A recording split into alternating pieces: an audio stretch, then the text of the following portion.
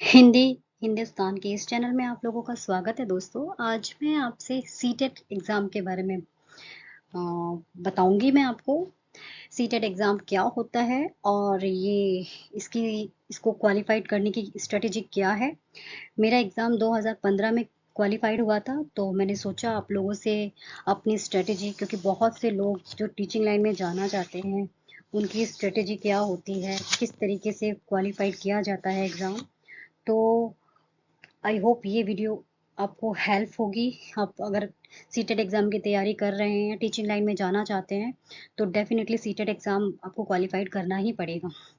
तो चलिए शुरू करते हैं, क्या होता है सीटेट एग्ज़ाम, और मैं अपनी स्ट्रेटेजी भी आपसे शेयर करूंगी। तो डेफिनेटली आपको हेल्प होगा एग्ज़ाम को क्वालिफाइड करने के लिए।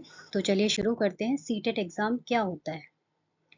सीटेट एग्ज़ाम होता है केंद्रीय शिक्षक पात्रता परीक्षा। जैसा कि आप सभी जानते हैं, सेंट्रल टीचर एलिजिबिलिटी टेस्ट। ये नेशनल स्तर यानी कि नेशनल लेवल पर ये एक एग्ज़ाम होता है, राष्ट्रीय स्तर पर, जिसे सीबीएसई द्वारा आयोजित किया जाता है।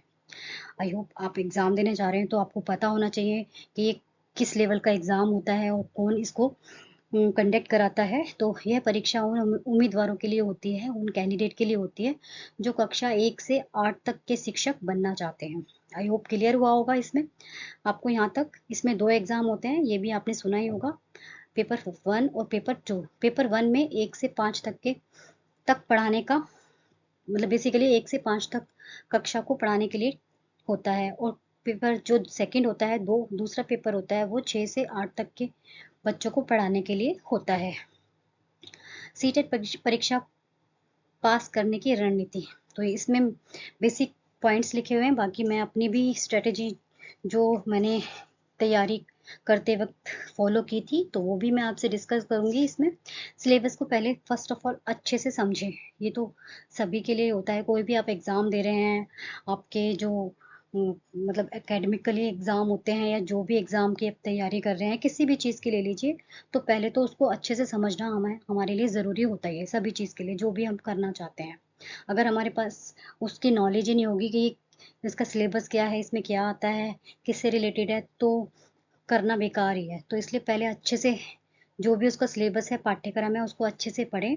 और जो जो मेन मेन विषय है, जैसे कि आप अगर सेकेंड पेपर को दे रहे हैं तो आपका मेन विषय क्या है, तो उसकी नॉलेज भी आपको होनी चाहिए। जिसमें आप अच्छे हो तो चूज़ करें, वो सब्जेक्ट चूज़ करें। ये नहीं कि आपने ऐसे ही रैंडमली कोई भी सब्जेक्ट चूज़ कर लिया और बाद में एग्ज़ाम के टाइम पे अरे ये तो मुझे आता ही नहीं है।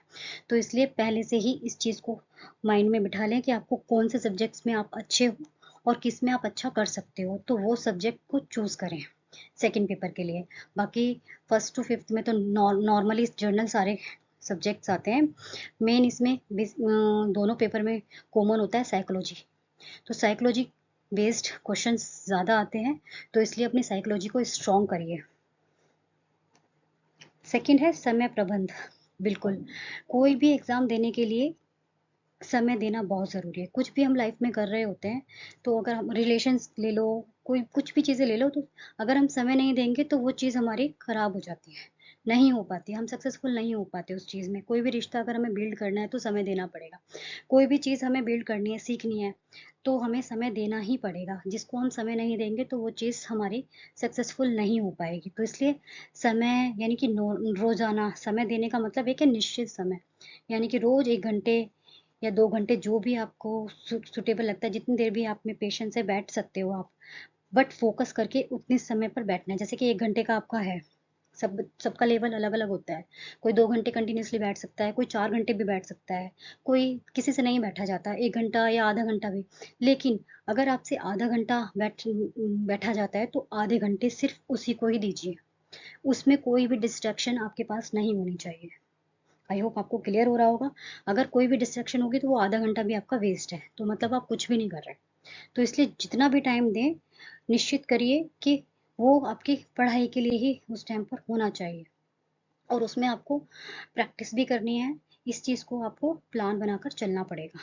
तो सुबह का समय डिसाइड करिए। जो भी सबका अपनी अपनी मतलब अपना-अपना वो होता है, कोई दिन में कर लेता है अच्छे से पढ़ाई, कोई रात को कर पाता है।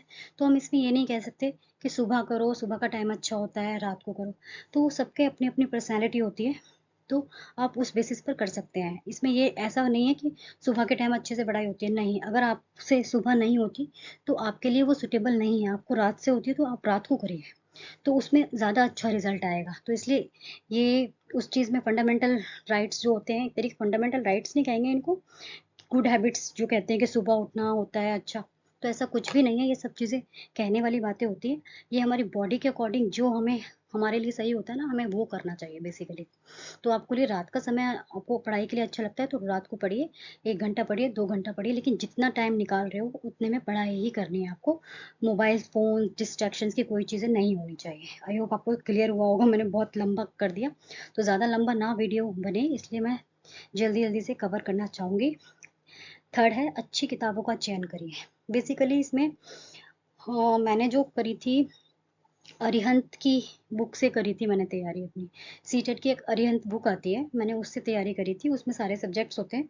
एक्चुअली मेरा फर्स्ट टू फिफ्थ का एग्ज़ाम था, फर्स्ट टू फिफ्थ यानी कि वन पेपर वन था मेरा जो मैंने क्वालिफाइड किया था। तो मेरा प्राइमरी लेवल का था, तो इसलिए मैंने फर्स्ट टू फिफ्थ वाला करा था, मतलब फर्स्ट पेपर किया था। तो इसके लिए मैंने अरिहंत की सीटेट की बुक ली थी, तो मैंने उससे करी थी। और कुछ मैंने एनसीईआरटी की बुक्स भी ली थी, इसमें जैसे ईवीएस हो गया, मैथ्स हो गया, तो इनको पढ़ने के लिए, क्योंकि उसमें देखा होगा आपने एनसीईआरटी की जो बुक्स होती हैं उसमें मतलब पैराग्राफ टाइप से मैथ्स की बुक्स में भी दे रखा होता है, आपको समझाने के बेसिस पर दिया होता है। उसमें ये नहीं होते 2+4 = कितने होते हैं, ऐसा कुछ नहीं होता उसमें। उसमें कहानी के बेसिस पर आपसे पूछा जाता है, तो वही चीज़ें साइकोलॉजी बेस्ड में कन्वर्ट करके आपसे एग्जाम्स के टाइम पर पूछा जाता है। तो कोशिश करिए जो बुक्स में लिखा है उसको समझने की, और उस मतलब सेंटेंस के बेसिस पर जो क्वेश्चंस हैं उनको सॉल्व करने की कोशिश करिए। तो आपको एनसीईआरटी की बुक्स को पढ़ लीजिए, एक बार पढ़ लीजिए, और एग्जाम पे के टाइम पर एक बार दोबारा से पढ़ लीजिए, तो आपको क्लियर हो जाएगा कॉन्सेप्ट। ज़्यादा ये नहीं कि रट्टाफिकेशन करना है, रटना है, ऐसा कुछ नहीं करना। नॉर्मल शांत होकर एनसीईआरटी की बुक्स को एक बार पढ़ लीजिए, अगर आप फर्स्ट पेपर की तैयारी कर रहे हैं तो। सेकंड की कर रहे हैं तो उसमें थोड़ा सा आपको रीडिंग यानी कि थोड़ा सा याद भी करना पड़ेगा, क्योंकि उसमें मतलब सन्स भी होते हैं ना याद करने के लिए, और पर्टिकुलरली कुछ पॉइंट्स होते हैं तो वो याद करने पड़ते हैं। नेक्स्ट है मॉक टेस्ट दें। आप नियमित रूप से मॉक टेस्ट देकर अपनी तैयारी को परखें और कमज़ोर विषयों पर ध्यान दें। आप मॉक टेस्ट दे सकते हैं, जैसे कोई भी बुक लेते हैं उसमें मॉक टेस्ट भी दे रखे होते हैं आगे सैम्पल पेपर्स टाइप से, तो आप उससे बैठ कर भी आप तैयारी कर सकते हैं। जो भी आपका कमज़ोर है, जिसमें आपका जो भी मतलब एक सब्जेक्ट कोई कमज़ोर है तो उस पर ज़्यादा ध्यान दें, बाकी भी करते रहें। ये नहीं कि आपका जो कमज़ोर है उस पर ही ध्यान दें, बाकी सारे छोड़ दें, ऐसा नहीं। आपको टाइम मैनेजमेंट करना पड़ेगा। जो आपको आता है उसके लिए 1 घंटा दीजिए, और जिसको नहीं आता तो उसको थोड़ा ज़्यादा टाइम देकर आप उसको अपना अच्छा कर सकते हैं। मतलब बाल विकास और शिक्षा शास्त्र पर विशेष ध्यान दें। जैसे कि मैंने कहा है आपको, साइकोलॉजिकली बेस्ड होता है क्वेश्चन सारे जो सीटेट में होते हैं। आपसे मैथ्स में भी साइकोलॉजी बेस्ड रहेगा, हिंदी में भी साइकोलॉजी बेस्ड रहेगा, ईवीएस तो है ही साइकोलॉजी बेस्ड, और हिंदी सारे साइकोलॉजी बेस्ड क्वेश्चन होते हैं। तो आप अपनी साइकोलॉजी को अच्छी करिए। साइकोलॉजी अगर आप पढ़ना चाहते हैं तो मैं साइकोलॉजी की क्लास भी शुरू कर दूंगी, अगर आप चाहते हैं तो। जैसे मैंने तैयारी करी थी उसके हिसाब से मैं आपको शुरू कर सकती हूँ, बट कमेंट बॉक्स के थ्रू आप मुझे बताइएगा, तभी मैं शुरू करूँगी। यह विषय परीक्षा में महत्वपूर्ण भूमिका निभाता है, इसलिए इसे गहराई से समझें। ठीक है, तो सारे सब्जेक्ट से कनेक्टेड होता है जो हमारा psychology, child psychologically sorry child psychology होती है ना, वो हमारे सारे सब्जेक्ट्स पर लागू होती है। तो उसी के अकॉर्डिंग क्वेश्चंस आते हैं। मैथ्स में भी चाइल्ड साइकोलॉजी के हिसाब से क्वेश्चन पूछे जाते हैं। तो मेन हमारा साइकोलॉजी है चाइल्ड साइकोलॉजी। ओके, तो उसको बहुत अच्छे से तैयारी करें। पिछले वर्षों के प्रश्न पत्र हल करें, जैसे कि पुराने जो क्वेश्चन पेपर हैं उनको देखें, उसका जो क्या पैटर्न होता है, क्योंकि हर साल कुछ ना कुछ चेंज होता रहता है, तो इसलिए प्रीवियस जो क्वेश्चन पेपर है उनको ज़रूर देखें, और जो मेन क्वेश्चन है यानी कि मतलब उसमें एनालाइज करें कि कौन सा क्वेश्चन ज़्यादा आया हुआ है।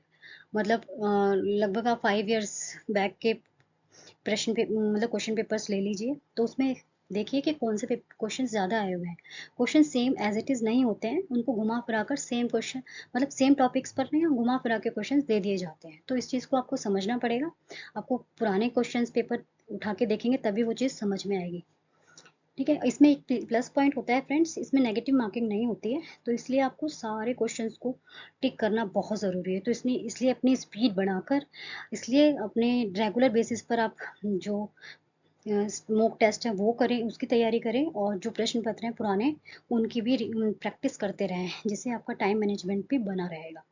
तो सीटेट के पास करने के लिए नेगेटिव मार्किंग नहीं होती, तो इसके लिए ये बहुत हमारा प्लस पॉइंट हो जाता है कि सारे क्वेश्चंस को टिक करके आना अच्छी बात होती है। मतलब नेगेटिव मार्किंग नहीं होती, तो इसलिए हमारा प्लस पॉइंट हो जाता है। तो इसमें कितने क्वेश्चंस आते हैं, मतलब कितने अंकों का होता है, ये 150 मार्क्स का होता है ये एग्जाम, जिसमें प्रत्येक के सही उत्तर के लिए 1 अंक मिलता है, यानी कि एक प्रश्न के लिए 1 उत्तर होता है। ये परीक्षा को अधिक उम्मीदवार और हितैषी बनाता है, जिससे आप बिना किसी झिझक के अपने उत्तर दे सकते हैं। यानी नेगेटिव मार्किंग नहीं होगी तो हमें डर भी नहीं लगेगा टिक करने के लिए, सारे क्वेश्चंस का आंसर करने के लिए। तो बेसिकली ये हमारे लिए प्लस पॉइंट होता है। तो आई होप आपको इस वीडियो के मतलब ये वीडियो हेल्पफुल होगी आपके लिए। अगर आप चाहते हैं किसी पर्टिकुलर सब्जेक्ट्स को पढ़ने के लिए, साइकोलॉजी को पढ़ने के लिए, तो प्लीज़ मुझे कमेंट के थ्रू बताइएगा। जैसे मैंने तैयारी करी थी, तो मैं डेफिनेटली आपके साथ नोट्स भी शेयर करूँगी, अगर आप चाहते हैं तो। तो आज के लिए इतना ही फ्रेंड्स। अगर थोड़ी सी भी मेरी वीडियोस आपको पसंद आई है, तो please like, subscribe and share करिए मेरी वीडियो को। Thank you.